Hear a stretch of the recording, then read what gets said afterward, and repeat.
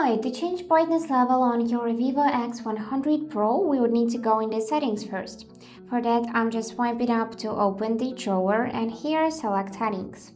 Now we need to go on this display and brightness tab and we can see this brightness section. So to adjust the brightness, just simply drag the slider left to reduce it.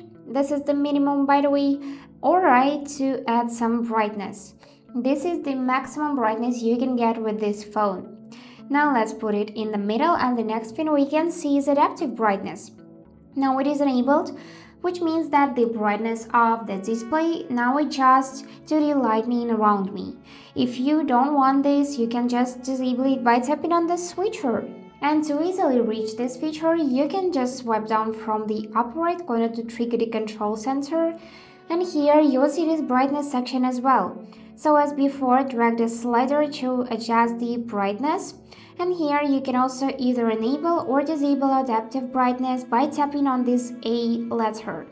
If it's blue, then adaptive is enabled. If it's gray, then it would be disabled.